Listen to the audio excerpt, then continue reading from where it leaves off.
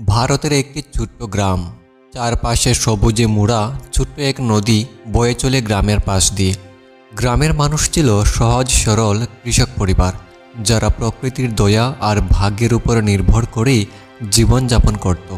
এখানে জন্ম নিল রঘুনাথ, এক দরিদ্র কৃষক পরিবারের প্রথম সন্তান। রঘুনাথের বাবা হরিদাস ছিলেন একজন সৎ ও পরিশ্রমী কৃষক, কিন্তু তার জমি ছিল খুবই অল্প, যা দিয়ে সংসারের নিত্যদিনের চাহিদা মেটানো কষ্টকর ছিল। তার মা সরস্বতী ছিলেন এক ধর্মপরায়ণা মহিলা। সরস্বতী বিশ্বাস করতেন মানুষের জীবনের সব কিছু ভাগ্যে নির্ধারিত, আর তাই তিনি তার সন্তানকে ছোটবেলা থেকেই এই বিশ্বাসে বড় করার চেষ্টা করতেন। রঘুনাথের শৈশব ছিল নানা কষ্ট আর সীমাবদ্ধতায় ভরা।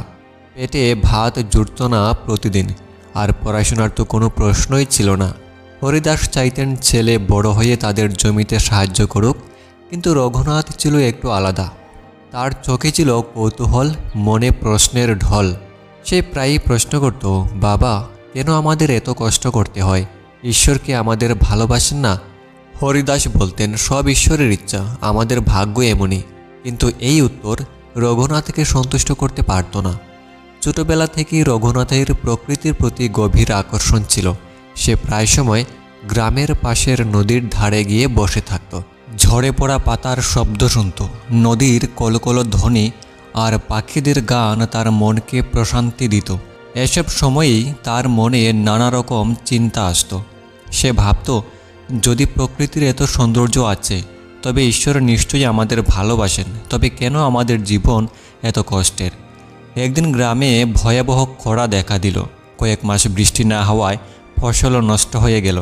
গ্রামবাসী একত্র হয়ে মন্দিরে গিয়ে পূজা অর্চনা শুরু করলো। সবাই ঈশ্বরের কাছে প্রার্থনা করলো যেন বৃষ্টি আসে, কিন্তু রঘুনাথ মন্দিরের পাশে বসে চুপচাপ এই দৃশ্য দেখছিল। সে ভাবল, আমরা কেন শুধু প্রার্থনা করে বসে আছি? যদি মাটির নিচে কুয়া খুঁড়ি, তাহলে কি পানির ব্যবস্থা হবে না? তার এই কথা শুনে গ্রামের লোকেরা হেসে বলল, তুই ছোট ছেলে, আমাদের দুঃখ ভাগ্য বদলালে বদলাবে। রঘুনাথের মা তাকে বলতেন, বাবা, জীবনের সব কিছু ভাগ্যের উপর ছেড়ে দিতে হয়। তোর পূর্বজন্মের পাপ পুণ্যের ফলই এখন ভোগ করতে হচ্ছে। কিন্তু রঘুনাথ মায়ের কথা পুরোপুরি মেনে নিতে পারত না। তার মনে হচ্ছিল কিছু একটা আছে যা মানুষ নিজেই নিয়ন্ত্রণ করতে পারে। গ্রামের ধুলোমাখা পথ ধরে কিশোর রঘুনাথ যখন হাঁটত, তার মাথায় নানা প্রশ্ন ঘুরপাক খেত। বয়স বাড়ার সাথে সাথে সে উপলব্ধি করতে শুরু করলো যে তার পরিবারের বিশ্বাস এবং বাস্তব জীবনের কঠোর সত্যের মধ্যে যেন এক অদৃশ্য বিরোধ রয়েছে। গ্রামের জীবন ছিল কঠিন। দিনের পর দিন মানুষ ফসল ফলানোর জন্য মাটি করত, রোদে পুড়ত, বৃষ্টিতে ভিজত, কিন্তু ফলস্বরূপ তারা প্রায় কিছুই পেত না। রঘুনাথ দেখত তার বাবা মা দিনের পর দিন কঠোর পরিশ্রম করেও পরিবারের জন্য পর্যাপ্ত খাবার জোগাড় করতে পারতেন না। গ্রামবাসীদের মধ্যে এমনই বিশ্বাস ছিল যে ভাগ্য ভালো হলে আমরা সুখী হব, আর ভাগ্য খারাপ হলে যা হওয়ার তা হবেই। কিন্তু রঘুনাথ এই ধারণায় দ্বিধাগ্রস্ত ছিল। একদিন সে তার বাবার কাছে বলল, বাবা, যদি ভাগ্যই সব কিছু নির্ধারণ করে, তাহলে আমরা কেন এত পরিশ্রম করি? শুধু মন্দিরে গিয়ে প্রার্থনা করলেই তো হবে। হরিদাস রাগান্বিত হয়ে বললেন, তুই কি ভাগ্যের উপর বিশ্বাস করিস না? মানুষের পাপ পুণ্যের ফলই তার ভাগ্য। প্রশ্ন করে ভাগ্যকে চ্যালেঞ্জ করতে নেই। কিন্তু রঘুনাথের মন এত সহজে থেমে থাকেনি। সে ভাবত, যদি সব কিছু ভাগ্যের উপর নির্ভর করে, তবে কেন কিছু মানুষ এত ধনী আর আমরা এত দরিদ্র? ঈশ্বর কি তাদেরই বেশি ভালোবাসেন? একদিন নদীর ধারে বসে সে এই কথা তার বন্ধুকে বলল। বন্ধু হেসে বলল, তুই অত ভাবিস কেন রঘুনাথ? সব কিছু ঈশ্বরের ইচ্ছা, যা হওয়ার তা হবেই। কিন্তু রঘুনাথ মেনে নিতে পারল না। এক সন্ধ্যায় গ্রামে একটি তুমুল ঝড় হয়। ঝড়ে গ্রামবাসীদের ঘর বাড়ি ভেঙে পড়ে। সবাই মন্দিরে গিয়ে ঈশ্বরের কাছে ক্ষমা প্রার্থনা করতে থাকে, কিন্তু রঘুনাথ দেখল মন্দিরের পুরোহিত এবং গ্রামের ধনী পরিবারগুলোর ঘর অক্ষত রয়ে গেছে। সে ভাবল, এটা কি ঈশ্বরের ইচ্ছা নাকি তাদের প্রস্তুতির ফল? রঘুনাথ একদিন মায়ের কাছে গিয়ে বলল, মা, ঈশ্বর কি সত্যি আমাদের মতো দরিদ্রদের ভালোবাসেন? যদি তাই হয়, তবে আমরা কেন এত কষ্ট পাই? সরস্বতী একটি দীর্ঘ শ্বাস ফেলে বললেন, বাবা, এমন প্রশ্ন করিস না। আমরা এই জন্মে যা পাচ্ছি তা আগের জন্মের কর্মফল। এটা মানতে শিখ। কিন্তু রঘুনাথ উত্তর দিল, যদি আগের জন্মের পাপই আমাদের দুঃখের কারণ হয় তাহলে এই জন্মে কেন আমরা কিছু করতে পারি না? এটা কি আমাদের দায়িত্ব নয়? ধীরে ধীরে রঘুনাথের মনে এই বিশ্বাস দৃঢ় হতে লাগলো যে ভাগ্যের চেয়ে কর্মই বড়। কিন্তু এই চিন্তা ভাবনা তার চারপাশের মানুষদের কাছ থেকে তাকে এক ঘরে করে দিল। গ্রামবাসীরা তাকে বিদ্রূপ করে বলতো, তুই ঈশ্বরের ইচ্ছা মানিস না, তাই তোর জীবন ভালো হবে না। এই সমস্ত অভিজ্ঞতা থেকে রঘুনাথ ঠিক করলো সে এই গ্রাম ছাড়বে। সে একসময় ভাবল, যদি এই গ্রাম আমাকে আমার উত্তর না দিতে পারে তাহলে আমি বাইরে গিয়ে সেগুলি খুঁজে বের করব। রঘুনাথের মনে তখন একটাই সংকল্প, নিজের প্রশ্নের উত্তর খুঁজে বের করা। গ্রাম তার কাছে ছোট এবং সীমাবদ্ধ মনে হতে লাগলো। সে বুঝল এখানে থাকলে সে কখনোই নিজের চিন্তাধারার বিকাশ ঘটাতে পারবে না। একদিন ভোরবেলা যখন গ্রামবাসীরা ঘুমিয়েছিল, রঘুনাথ একটি কাপড়ের থলেতে কিছু রুটি আর পানির পাত্র নিয়ে গ্রাম ছেড়ে বেরিয়ে পড়ল। গ্রাম থেকে বেরিয়ে রঘুনাথ হাঁটতে শুরু করলো। চারদিকে বিশাল অরণ্য, দূর থেকে পাহাড়ের চূড়া দেখা যায়। দিনের বেলায় সূর্যের আলোয় পথ পরিষ্কার দেখা গেলেও রাত হলেই সব অন্ধকার হয়ে যেত। তবে তার মনে ভয় ছিল না, তার চোখে ছিল অজানাকে জানার অদম্য তৃষ্ণা। হাঁটতে হাঁটতে সে পথে এক বৃদ্ধ ভিক্ষুকের সাথে দেখা করল। ভিক্ষুকটি বসেছিল একটি পুরনো বটগাছের নিচে। রঘুনাথ তার কাছে গিয়ে জিজ্ঞাসা করল, বাবা, ভাগ্য বড় নাকি কর্ম? ভিক্ষুক মৃদু হেসে বলল, বাচ্চা, এই প্রশ্নের উত্তর এক কথায় দেওয়া যায় না। যদি সত্যি জানতে চাস তবে যেতে হবে গুরুর শরণে। রঘুনাথ জিজ্ঞাসা করল, গুরু কোথায় পাবো? ভিক্ষুক বলল, পাহাড়ের উপারে এক সাধু আছেন, তিনি তোমার সব প্রশ্নের উত্তর দিতে পারবেন। রঘুনাথ পাহাড়ের দিকে পা বাড়ালো। পথ ছিল দুর্গম, কাঁটায় ভরা ঝোপ, খাড়া ঢাল আর গা ছমছমে অরণ্য। পথে খাবার ফুরিয়ে গেল, শরীর ক্লান্ত হয়ে পড়ল, কিন্তু রঘুনাথ থামল না। তার মনে ছিল একটাই লক্ষ্য, সাধুর সাথে দেখা করা। একদিন রাতে গভীর অরণ্যের মধ্যে রঘুনাথ হারিয়ে গেল। চারদিকে ঘুটঘুটে অন্ধকার, শুধু ঝিঝির ডাক শোনা যায়। ক্লান্ত রঘুনাথ একটি পাথরের উপর বসে পড়ল। তার মনে ভয় জাগলো, সে কি তার সিদ্ধান্তে ভুল করেছে? ঠিক তখনই দূরে একটি মৃদু আলো দেখা গেল। আলোটি ধীরে ধীরে কাছে এলো। দেখা গেল একজন সাধু একটি লণ্ঠন নিয়ে দাঁড়িয়ে আছেন। রঘুনাথ অবাক হয়ে তার দিকে তাকিয়ে রইল। সাধুটি মৃদুস্বরে বললেন, তুমি এখানে কি করছো বালক? রঘুনাথ কাতর কণ্ঠে উত্তর দিল, মহারাজ, আমি জানতে চাই ভাগ্য বড় নাকি কর্ম? এই প্রশ্নের উত্তর খুঁজতে এসেছে। সাধু তাকে বললেন, এই প্রশ্নের উত্তর রাতারাতি পাওয়া যায় না, তোমাকে দীর্ঘ সাধনা করতে হবে। তবে মনে রেখো, উত্তর খুঁজতে গেলে তোমার মনকে প্রশ্নশীল এবং হৃদয়কে নম্র রাখতে হবে।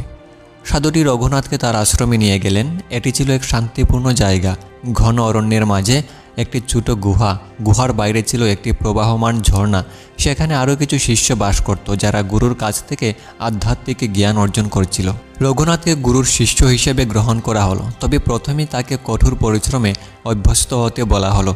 তার কাজ ছিল গুহার চারপাশ পরিষ্কার রাখা, জল নিয়ে আসা এবং অন্য শিষ্যদের সাহায্য করা। একদিন গুরু তাকে ডেকে বললেন, রঘুনাথ, যদি জানতে চাও কর্ম বড় নাকি ভাগ্য, তবে প্রথমে তোমাকে কর্মের প্রকৃতি বুঝতে হবে। প্রকৃতি আমাদের শিখিয়ে দেয় যে বীজ তুমি বপন করবে, ফল তেমনই পাবে। কিন্তু বীজ বপনের আগে মাটি প্রস্তুত করতে হবে, তা না হলে ফল কখনোই মিষ্টি হবে না। রঘুনাথ গভীর মনোযোগ দিয়ে এই কথাগুলো শুনল। সে বুঝতে পারল তার নিজের জীবনকে পরিবর্তন করার জন্য তাকে প্রথমে নিজের চিন্তা ও মানসিকতাকে পরিবর্তন করতে হবে। দিন কেটে যেতে লাগলো। রঘুনাথ গুরুর কাছ থেকে ধৈর্য, সৎ সাহস এবং আত্মনিয়ন্ত্রণের শিক্ষা নিতে লাগলো। ধীরে ধীরে তার মনে আস্থার জন্ম হলো যে ভাগ্যের পরিবর্তন সম্ভব, তবে তার জন্য সঠিক কর্ম ও সংকল্প প্রয়োজন। সাধুর আশ্রমে রঘুনাথের দিন শুরু হতো সূর্যোদয়ের আগেই। প্রতিদিন ভোরবেলায় তার কাজ ছিল গঙ্গার পাশের ঝর্ণা থেকে জল আনা, গুহার চারপাশ পরিষ্কার রাখা এবং দিনের জন্য প্রয়োজনীয় জিনিসপত্র প্রস্তুত করা। আশ্রমের কঠোর নিয়মাবলী তাকে শারীরিক এবং মানসিকভাবে ধৈর্যশীল করে তুলেছিল। গুরু প্রায়ই বলতেন, তোমার মনকে সজাগ রাখতে হবে রঘুনাথ। প্রকৃতির প্রতিটি কাজের মধ্যে কর্মের গভীরতা লুকিয়ে আছে। যদি তা বুঝো তবে ভাগ্যের রহস্যও খুলে যাবে। রঘুনাথ আশ্রমে এসে প্রথম যে শিক্ষাটি পেল তা হলো অহংকার ত্যাগ করা। আশ্রমের শিষ্যরা সমান ছিল, কেউ বড় নয়, কেউ ছোট নয়। একজন শিষ্য যদি বড় পণ্ডিত হয় তবুও তাকে একইভাবে গুরুর নির্দেশ পালন করতে হতো। একদিন রঘুনাথ গঙ্গার পাশ থেকে জল আনছিল। তখন একটি বয়স্ক শিষ্য তাকে বলল, তোমার পাত্রে জল কম এনেছো, আবার ফিরে গিয়ে আনতে হবে। রঘুনাথ প্রথমে বিরক্ত হয়েছিল। সে ভাবল, আমি তো নতুন, তবুও তারা কেন এমন আচরণ করছে। গুরু তা লক্ষ্য করলেন এবং বললেন, রঘুনাথ, অহংকার মানুষকে অন্ধ করে। যদি তুমি নিজের অহংকারকে ত্যাগ করতে পারো তবে জ্ঞান অর্জনের পথ খুলে যাবে। মনে রেখো, কর্ম করতে গেলে অহংকার জায়গা পায় না। রঘুনাথ গভীর লজ্জিত হলো এবং প্রতিজ্ঞা করল সে প্রতিটি কাজ বিনম্রতার সঙ্গে করবে। আশ্রমের জীবনে ধৈর্যের পরীক্ষা ছিল প্রতিদিনের বিষয়। গুরুর নির্দেশ ছিল রঘুনাথকে প্রতিদিন 108টি মন্ত্র জপ করতে হবে, সেই সঙ্গে শারীরিক পরিশ্রমও চালিয়ে যেতে হবে। একদিন সে গুরুর কাছে বলল, গুরুদেব, এত কঠোর পরিশ্রম করতে গিয়ে কখনো কখনো আমার মনে হয় আমি পারবো না। গুরু মৃদু হেসে বললেন, পাহাড় কাটা কি সহজ? কিন্তু ধৈর্য ধরে প্রতিদিন একটুখানি করলে একদিন পাহাড়ও সরবে। কর্মের ফল রাতারাতি আসে না, তবে ধৈর্য ও সংকল্প থাকলে তুমি নিজের ভাগ্য গড়ে তুলতে পারবে। গুরু একদিন রঘুনাথকে নিয়ে আশ্রমের বাইরে একটি বট গাছের নিচে বসালেন। গুরু জিজ্ঞাসা করলেন, তুমি কি এই গাছটিকে দেখছো? রঘুনাথ মাথা নাড়ল। গুরু বললেন, একটি বট গাছের জন্ম হয় একটি ছোট বীজ থেকে, কিন্তু এই গাছটি বড় হতে 100 বছর সময় লেগেছে। তুমি কি মনে করো এই গাছটি ভাগ্যের কারণে এত বড় হয়েছে? না, এটি প্রতিদিন সূর্যের আলো, বৃষ্টির জল এবং মাটির পুষ্টি গ্রহণ করেছে। এটি তার কর্ম। মানুষই তেমনি, কর্মই আমাদের ভাগ্য তৈরি করে। আশ্রমে কয়েক মাস কেটে যাওয়ার পরেও রঘুনাথের মনে মাঝে মাঝে দ্বিধা জন্মাত। সে ভাবত, যদি কর্মই সব কিছু, তবে কেন কিছু মানুষ জন্ম থেকেই সুখী আর কিছু মানুষ এত কষ্টের মধ্যে জন্মায়? একদিন সে সাহস করে গুরুর কাছে এই প্রশ্ন করল। গুরু উত্তর দিলেন, পূর্বজন্মের কর্মফল মানুষের বর্তমান জন্মের ভাগ্য নির্ধারণ করে। তবে মনে রেখো, বর্তমান জন্মে তোমার কর্মই তোমার ভবিষ্যতের ভাগ্য তৈরি করবে। তুমি যদি আজ সঠিক পথ বেছে নাও তবে আগামীতে সুখ ও শান্তি পাবে। এই শিক্ষাগুলো রঘুনাথকে বদলে দিতে লাগলো। সে বুঝতে পারল যে নিজের অভ্যন্তরের দুর্বলতা এবং দ্বিধা কাটিয়ে উঠতে হলে তাকে আরও কঠোর পরিশ্রম করতে হবে। সে তার গুরুর প্রতিটি কথা হৃদয়ে ধারণ করল এবং প্রতিদিনে তার কর্মে মনোনিবেশ করতে লাগলো। গুরুর আশ্রমে কয়েক বছর কেটে গেল। রঘুনাথ ধৈর্য, নম্রতা এবং কর্মের শক্তি সম্পর্কে অনেক কিছু শিখেছে। তার জীবন অনেকটাই শৃঙ্খলাবদ্ধ হয়ে উঠেছিল, কিন্তু গুরুর কাছে শিক্ষার শেষ ধাপ ছিল বাস্তব জীবনের কঠিন পরীক্ষার মুখোমুখি হওয়া। গুরু একদিন বললেন, রঘুনাথ, জ্ঞানের প্রকৃত পরীক্ষা তখনই হয় যখন তুমি কঠিন বাস্তবতার মুখোমুখি দাঁড়াও। এবার সময় হয়েছে তুমি আশ্রমের বাইরে গিয়ে জীবনের শিক্ষাকে কাজে লাগাও। রঘুনাথ গুরুর পায়ের কাছে নত হয়ে বলল, গুরুদেব, আমি কি প্রস্তুত? বাইরে তো অনেক প্রতিকূলতা, আমি যদি ব্যর্থ হই? গুরু মৃদু হাসলেন এবং বললেন, তুমি যদি মন থেকে চেষ্টা করো ব্যর্থতা আসতে পারে, কিন্তু সেটাই তোমার নতুন শিক্ষার দিশা দেখাবে। মনে রেখো, প্রতিটি ব্যর্থতা ভবিষ্যতের সাফল্যের বীজ। গুরু তাকে একটি লাঠি এবং কিছু শুকনো খাবার দিয়ে বিদায় জানালেন।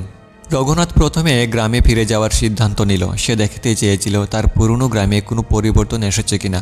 গ্রামে ফিরে গিয়ে দেখল গ্রামের অবস্থা আগের মতোই, মানুষ ভাগ্যের উপর নির্ভর করে দিন কাটাচ্ছে। সে গ্রামের লোকদের কাছে তার অভিজ্ঞতার কথা বলতে শুরু করলো। বলল, ভাই বোনেরা, ভাগ্য কোনো জাদু নয়, এটি তোমার কর্মের ফল। যদি তোমরা পরিশ্রম করো, সঠিক পদ্ধতিতে কাজ করো, তবে গ্রামও বদলাবে। কিন্তু অনেকেই তার কথা শুনতে চায়নি। তারা বলল, তুমি তো সাধু হয়ে গেছো, কিন্তু আমাদের কষ্ট ভাগ্যের কারণেই, তোমার কথা আমাদের জন্য নয়। গ্রামে রঘুনাথের প্রচেষ্টা বারবার ব্যর্থ হচ্ছিল। কেউ তার কথা বিশ্বাস করছিল না। অনেকেই বলতো, তোমার বড় বড় কথা শুনতে ভালো লাগে, কিন্তু বাস্তবে এসব সম্ভব নয়। রঘুনাথ হতাশ হয়ে গিয়েছিল। সে ভাবল, আমি কি ভুল করছি? মানুষকে সত্যিই বদলাতে চায় না। ঠিক তখনই তার গুরুর কথা মনে পড়ল, ধৈর্য ধরো, প্রতিটি ছোট পরিবর্তনও একদিন বড় হয়ে ওঠে। রঘুনাথ সিদ্ধান্ত নিল সে তার কথার প্রমাণ দেবে। গ্রামের পাশের নদীটি দীর্ঘদিন ধরে সংস্কারের অভাবে শুকিয়ে যাচ্ছিল। রঘুনাথ একাই সেই নদীর একটি অংশ পরিষ্কার করতে শুরু করলো। দিন রাত এক করে সে কাজ করে গেল। প্রথমে কেউ তাকে সাহায্য করতে আসেনি, কিন্তু কিছুদিন পর গ্রামের কয়েকজন যুবক তার উদ্যোগ দেখে প্রভাবিত হলো। তারা রঘুনাথের সাথে যোগ দিল। ধীরে ধীরে নদীর প্রবাহ ফিরে এলো। গ্রামবাসীরা অবাক হয়ে দেখল তাদের পরিত্যক্ত নদী আবার প্রাণ ফিরে পেয়েছে। রঘুনাথের সাফল্য দেখে গ্রামের ধনী জমিদার তার কাছে এসে বলল, তুমি যদি আমার হয়ে কাজ করো তবে আমি তোমাকে অনেক ধন সম্পদ দেব, তোমার কোনো কষ্ট হবে না। এ প্রস্তাব রঘুনাথকে প্রলুব্ধ করেছিল, কিন্তু সে মনে করল, আমি কি এখানে নিজের জন্য এসেছি, না আমি এসেছি মানুষের জীবনে পরিবর্তন আনতে। রঘুনাথ বিনয়ের সাথে জমিদারের প্রস্তাব প্রত্যাখ্যান করল।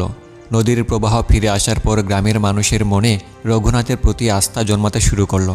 তারা বুঝতে পারল কর্ম সত্যিই ভাগ্য বদলাতে পারে। ধীরে ধীরে রঘুনাথ তাদের কৃষিকাজে নতুন পদ্ধতি শিখিয়ে দিল। কৃষি উৎপাদন বেড়ে গেল। গ্রামে অভাব আর অনাহারের দিন শেষ হলো। রঘুনাথ গ্রামের প্রতিটি মানুষের মুখে হাসি দেখতে পেল। গ্রামের মানুষ একদিন তাকে বলল, রঘুনাথ, তুমি আমাদের জীবনে আলো এনেছো। আমরা ভুল করেছিলাম, ভাগ্যের দোহাই দিয়ে বসে থাকতাম। তুমি আমাদের শিখিয়েছ কর্মই জীবনের মূল। রঘুনাথের কর্মফল গ্রামবাসীদের জীবনে নতুন আশার আলো জ্বালিয়েছিল। গ্রামের মানুষ যারা একসময় ভাগ্যের দোহাই দিয়ে বসে থাকতো, তারা এখন নিজেদের ভাগ্য গড়তে শিখেছে। নদীর জল ব্যবহার করে সেচ ব্যবস্থা উন্নত হয়েছে, ফসলের উৎপাদন বেড়েছে এবং গ্রামের জীবনযাত্রার মান উন্নত হয়েছে। রঘুনাথের নাম দূর দূরান্তের গ্রামে ছড়িয়ে পড়তে শুরু করলো। একদিন রঘুনাথের কাছে পাশের গ্রামের কিছু মানুষ এসে বলল, সাধু, তোমার কথা আমরা শুনেছি, আমাদের গ্রামেও একই সমস্যা, অনাহার, দারিদ্র আর পানির অভাব, আমাদের সাহায্য করো। রঘুনাথ জানতো তার সামনে এক নতুন চ্যালেঞ্জ আসছে, কিন্তু সে ইতিমধ্যেই শিখে গিয়েছে যে ধৈর্য আর পরিশ্রমের মাধ্যমে এইসব সমস্যার সমাধান সম্ভব। সে সিদ্ধান্ত নিল পাশের গ্রামগুলোতেও তার শিক্ষা ছড়িয়ে দেবে। রঘুনাথ যখন পাশের গ্রামে পৌঁছালো, তখন দেখল গ্রামটি তাদের গ্রাম থেকেও আরও খারাপ অবস্থায় রয়েছে। গ্রামের জমি অনুর্বর, কুয়াগুলো শুকিয়ে গেছে এবং মানুষ রোগে আক্রান্ত। সবচেয়ে বড় সমস্যা ছিল গ্রামের মানুষদের মধ্যে কোনো ঐক্য ছিল না। তারা একে অপরকে দোষারোপ করত এবং নিজেদের সমস্যার জন্য ভাগ্যকে দায়ী করত। রঘুনাথ প্রথমে গ্রামের প্রবীণদের কাছে গিয়ে বলল, আপনারা যদি ঐক্যবদ্ধ হয়ে কাজ করেন তবে এই গ্রামকেও বদলে ফেলা সম্ভব। কিন্তু প্রবীণরা বলল, তুমি এক গ্রাম ঠিক করেছো বলে মনে করো সব জায়গায় তা সম্ভব হবে? আমাদের সমস্যাগুলো আলাদা, এখানে কিছুই সম্ভব নয়। রঘুনাথ বুঝলো এখানে কাজ শুরু করতে গেলে মানুষকে আগে বিশ্বাস করাতে হবে যে পরিবর্তন সম্ভব। সে গ্রামের মানুষদের এক জায়গায় ডেকে এনে বলল, আপনারা সবাই ভাগ্যের কথা বলেন, কিন্তু ভাগ্য কি এমন এক জিনিস যা কখনো বদলানো যায় না? যদি সবাই মিলে চেষ্টা করেন তবে আপনারা নিজেরাই দেখবেন কেমন পরিবর্তন আসে। সে তাদের শিখিয়ে দিল কিভাবে বৃষ্টির জল সংরক্ষণ করা যায়, কিভাবে মাটি উপযুক্ত করে তোলা যায় এবং কিভাবে একসঙ্গে কাজ করলে বড় কাজ সহজে সম্পন্ন হয়। প্রথমে গ্রামের মানুষ তেমন সাড়া দিল না, তারা ভাবতো এ কাজ অসম্ভব। কিন্তু রঘুনাথ নিজেই মাঠে নেমে কাজ করতে শুরু করলো। সে ধৈর্য সহকারে একে একে সবার কাছে গিয়ে বুঝালো, আপনারা যদি একবার চেষ্টা করেন তবে আপনারাই এর সুফল দেখতে পাবেন। একদিন এক বয়স্ক কৃষক রঘুনাথের পাশে এসে দাঁড়ালো। সে বলল, আমি অনেক ভুল করেছি, আমি তোমার সাথে কাজ করব। ধীরে ধীরে আরও কিছু মানুষ তার সাথে যোগ দিল। তারা একত্র হয়ে কুয়াগুলো পরিষ্কার করলো, নতুন ফসলের বীজ রোপণ করলো এবং জল সংরক্ষণের জন্য ছোট বাঁধ তৈরি করলো। কয়েক মাস পর গ্রামের মানুষ অবাক হয়ে দেখল শুকনো জমিতে ফসল জন্মাতে শুরু করেছে। তাদের খাবারের চাহিদা মেটানোর পাশাপাশি ফসল বিক্রি করেও তারা আয় করতে পারলো। তারা রঘুনাথের কাছে এসে বলল, তুমি আমাদের জীবনে নতুন পথ দেখিয়েছ, আমরা তোমার কাছে কৃতজ্ঞ। কিন্তু সব কিছু এত সহজে ছিল না। কিছু লোক রঘুনাথের কাজে ঈর্ষান্বিত হয়ে তার বিরুদ্ধে ষড়যন্ত্র করতে শুরু করলো। তারা বলল, এই সাধু তো গ্রামের মানুষের উপর আধিপত্য করতে চায়, সে আমাদের কাজের কৃতিত্ব নিতে চায়। রঘুনাথ তাদের বিরুদ্ধে কিছু বলল না, বরং সে তাদের কাছে গিয়ে বলল, আমি এখানে তোমাদের সেবা করতে এসেছি। তোমরা যদি মনে করো আমি ভুল করছি তবে আমাকে সরিয়ে দাও, আমি নিজের পথে চলে যাব। এই বিনয় ও আত্মত্যাগ দেখে ষড়যন্ত্রকারীরাও লজ্জিত হয়ে তার সাথে কাজ করতে রাজি হলো। কয়েক বছরের মধ্যেই গ্রামের মানুষ এমন এক শক্তিশালী সমাজ গঠন করলো যেখানে সবাই একে অপরের সাহায্য করত। রঘুনাথ বুঝতে পারল তার শিক্ষা শুধুমাত্র কৃষি বা জল সংরক্ষণে সীমাবদ্ধ নয়, বরং মানুষের মনোভাব এবং সামাজিক ঐক্যের উপর ভিত্তি করে সমাজের উন্নতি সম্ভব। বছরের পর বছর পরিশ্রম আর শিক্ষা দিয়ে রঘুনাথ তার কর্মের মাধ্যমে একাধিক গ্রামের মানুষের জীবন বদলে দিয়েছিল। তার প্রচেষ্টার ফলস্বরূপ আশেপাশের অঞ্চলগুলোতে তার নাম আলোর সাধু হিসেবে ছড়িয়ে পড়েছিল। সে তার গুরুর দেওয়া শিক্ষার মূল কথা, কর্মের শক্তি এবং ঐক্যের মন্ত্র মানুষের মধ্যে প্রতিষ্ঠিত করেছিল। তবে জীবনের এই যাত্রায় সে নিজেও বুঝতে পেরেছিল তার শিক্ষার উদ্দেশ্য কেবল গ্রামবাসীর জীবন উন্নত করা নয়, বরং আরও গভীর কিছু। রঘুনাথ লক্ষ্য করল তার প্রচেষ্টায় গ্রামের মানুষ কেবল অর্থনৈতিক দিক থেকেই উন্নত হয়নি, তারা একে অপরের প্রতি শ্রদ্ধাশীল এবং সহযোগী হয়ে উঠেছে। প্রতিটি গ্রামে একটি কমিটি তৈরি হলো, যেখানে গ্রামের সব শ্রেণীর মানুষ মিলে গ্রামের সমস্যাগুলোর সমাধান করত। কেউ আর ভাগ্যের উপর নির্ভর করে বসে থাকতো না। এই সময় রঘুনাথ ভাবল, মানুষের ভাগ্য গড়ার চাবিকাঠি যদি তাদের হাতেই থাকে তবে সমাজের প্রতিটি স্তরে এই বার্তাটি পৌঁছানো জরুরি। একদিন রঘুনাথ ঠিক করল গুরুর কাছে ফিরে যাবে। এত বছর পরে তার জীবনের শিক্ষাগুলো গুরুর সামনে তুলে ধরার ইচ্ছা তার প্রবল হলো। সে গুরুর আশ্রমে ফিরে গিয়ে দেখল গুরু অনেক বয়স্ক হয়েছে, কিন্তু তার মুখে সেই পুরনো শান্তি ও ঔজ্জ্বল্য রয়েছে। গুরু তাকে দেখে বললেন, তোমার চেহারা আর চোখ দেখেই বুঝতে পারছি তুমি জীবনের আসল সত্য উপলব্ধি করেছ। বলো, কি শিখলে? রঘুনাথ মাথা নত করে বলল, গুরুদেব, আপনি যে শিক্ষা দিয়েছিলেন আমি তা মানুষের জীবনে কাজে লাগানোর চেষ্টা করেছি। আমি শিখেছি কর্মই ভাগ্যের নির্মাতা আর ঐক্য ও বিশ্বাস সমাজের ভিত্তি। কিন্তু গুরুদেব, আমার একটি প্রশ্ন রয়ে গেছে। গুরু মৃদু হেসে বললেন, বলো তোমার প্রশ্ন কি? রঘুনাথ বলল, আমরা ভাগ্য এবং কর্ম নিয়ে এত কথা বলি, কিন্তু সব মানুষের ভাগ্য তো সমান নয়। কেউ জন্ম নেয় ধনী পরিবারে, কেউ গরিব ঘরে। এটা কি পূর্বজন্মের কর্মের ফল? গুরু উত্তর দিলেন, হ্যাঁ, এটা পূর্বজন্মের কর্মের ফল, কিন্তু মনে রেখো বর্তমান জন্মে কর্ম করার মাধ্যমে তুমি আগের জন্মের কর্মফলও বদলে ফেলতে পারো। আর মানুষের সবচেয়ে বড় শিক্ষা হলো নিজের সীমাবদ্ধতাকে অতিক্রম করে এগিয়ে যাওয়া। তুমি সেই পথেই আছো। গুরুর আশীর্বাদ নিয়ে রঘুনাথ এবার বড় একটি উদ্যোগ গ্রহণ করলো। সে একটি বিদ্যালয় প্রতিষ্ঠা করলো, যেখানে কেবল লেখাপড়া নয়, কর্ম এবং নৈতিক শিক্ষার উপর জোর দেওয়া হতো। সেখানে শিশুদের শেখানো হতো কিভাবে পরিশ্রম মানুষকে গড়ে তোলে, কিভাবে একত্রে কাজ করলে সমাজ উন্নত হয়, প্রকৃতির প্রতি কৃতজ্ঞ থাকা এবং তার সঠিক ব্যবহার শেখা। বিদ্যালয়টি শুধু গ্রামাঞ্চল নয়, শহরের মানুষকেও আকৃষ্ট করলো। ধনী ও গরিব সবাই এখানে শিক্ষার সুযোগ পেল। বিদ্যালয়ের সাফল্যের পর অনেক মানুষ রঘুনাথের নাম বড় সাধু, নেতা এবং শিক্ষাগুরু হিসেবে সম্মান করতে শুরু করলো। তার চারপাশে ভক্তদের ভিড় বাড়তে লাগলো। তবে এই সাফল্য তাকে একবারের জন্যও অহংকারী করেনি, বরং সে বারবার বলতো, আমি কেবল একটি মাধ্যম। প্রকৃতির সাফল্য মানুষের ঐক্য এবং পরিশ্রমে লুকিয়ে। তবে তার সাফল্য অনেকের মধ্যে ঈর্ষা সৃষ্টি করেছিল। একদিন কিছু ব্যক্তি তার বিরুদ্ধে মিথ্যা অভিযোগ তুলল। তারা বলল, রঘুনাথ নিজের প্রচারের জন্য এই বিদ্যালয় চালাচ্ছে। রঘুনাথ এই আক্রমণে বিচলিত হয়নি। সে তাদের ডেকে বলল, আপনারা যদি মনে করেন আমি ভুল করছি, তবে এই বিদ্যালয় পরিচালনার দায়িত্ব আপনাদের হাতে তুলে দিচ্ছি। আমি এখান থেকে সরে যাব। তাদের মধ্যে কেউই তার এই উদারতা প্রত্যাশা করেনি। তারা লজ্জিত হয়ে তার কাছে ক্ষমা চাইল। বয়স হলে রঘুনাথ তার গুরুদেবের মতোই শিষ্যদের হাতে দায়িত্ব দিয়ে একদিন নিরুদ্দেশ হয়ে গেল। সে জানত তার শিষ্যরা তার শিক্ষা সঠিকভাবে পালন করবে। গ্রামবাসীরা একদিন লক্ষ্য করল রঘুনাথ আর নেই, তবে তার প্রতিষ্ঠিত বিদ্যালয়, তার দেওয়া শিক্ষাগুলো এবং তার কর্মের আদর্শ মানুষের হৃদয়ে চিরকাল রয়ে গেল।